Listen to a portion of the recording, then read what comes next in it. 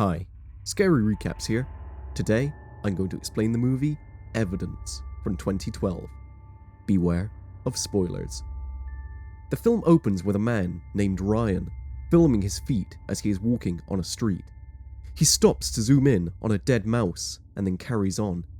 He enters a penthouse where a friend of his, Brett, is packing clothes and other personal belongings.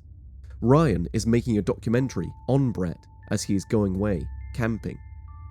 The two men drive to a house to pick up Abby, Ryan's girlfriend, and Ashley. They stop at a yard and take an RV. Ryan tells Abby that she is the one who is going to drive it, and Abby, although reluctant at first, agrees to do it. During the trip, Ryan is filming Abby and Brett. Soon, the group stops and walks in the countryside to reach the campsite. On the way, Ryan films another dead animal, this time a fish. Brett stops at some point to show Ryan a flesh wound on his leg. The group continues, walking and crossing streams until they reach their desired location. Brett wonders why they took an RV if they are not going to sleep in it, and Ryan replies that it's too much of a fuss to stay in an RV. Ryan asks Brett why he wants to do this documentary. Brett answers that Ryan convinced him and also that it would be fun. The group sets up their tents and Ryan films them. At night, the campers are relaxing around the fire, drinking and smoking.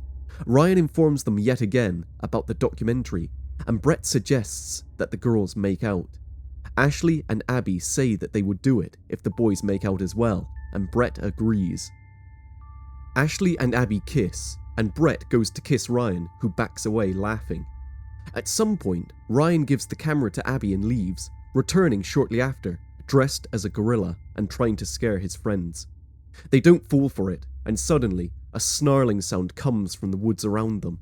They seem to be worried, but Ryan tells them that it's a coyote, even though it sounds awfully distressing.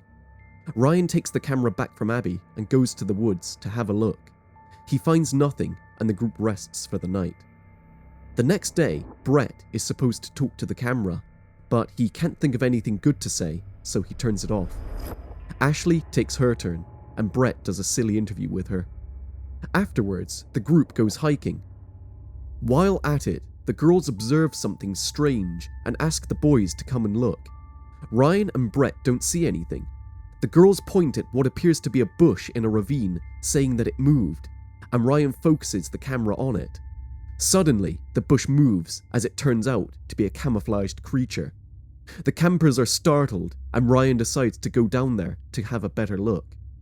Abby follows him, telling him to come back, but Ryan is too enthusiastic to let it go.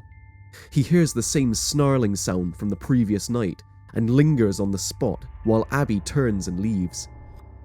Eventually, he returns to his friends, and Brett rebukes him for having put himself and Abby into danger. Brett walks away, and Ryan follows him, filming him. Brett is thinking of going back to the city and criticizes Ryan for being so reckless. Abby voices her concerns, and so does Ashley, but Ryan is too engrossed in his filmmaking that he doesn't pay attention to his friend's worries. Later that night, Ryan goes secretly to film Brett, who is talking to Ashley in his tent about a past incident where Ryan proved to be an emotionless person. Ryan tries to make amends for his behavior by offering a drink to his friends, but they don't seem to be in the mood for it.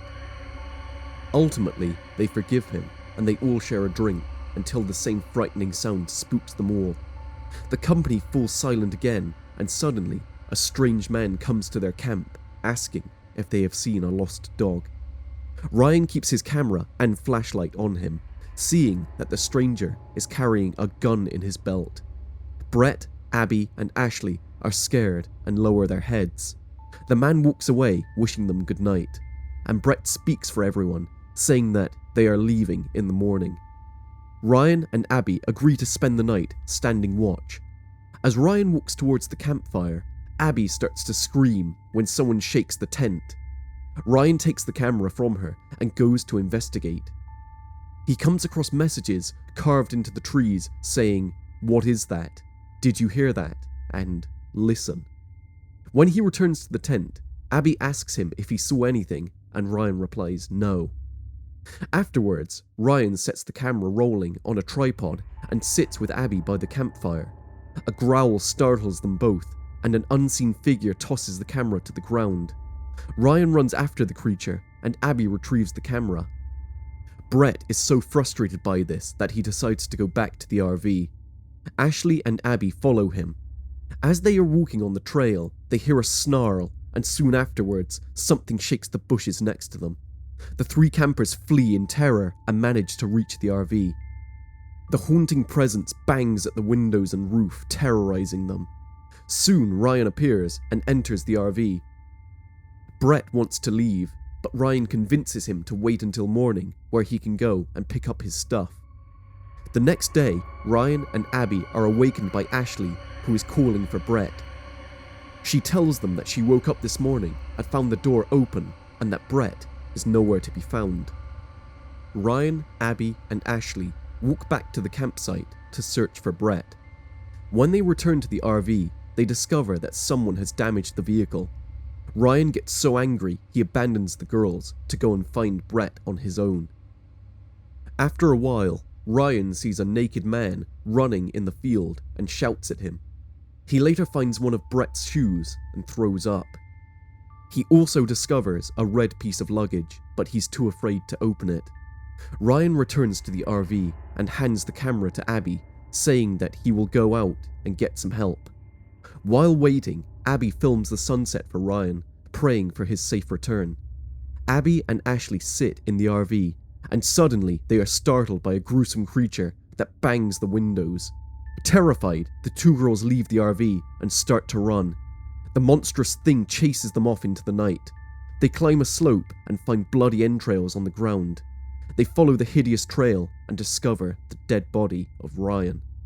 With no time to grieve, Ashley and Abby run away and come upon a path that leads them to an unknown place.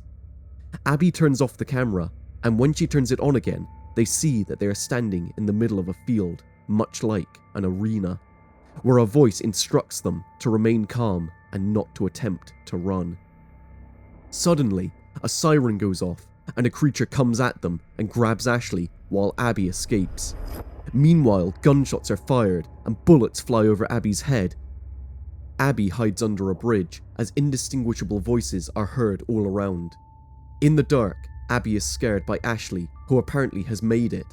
They both hide there when the creature comes again and they both run away.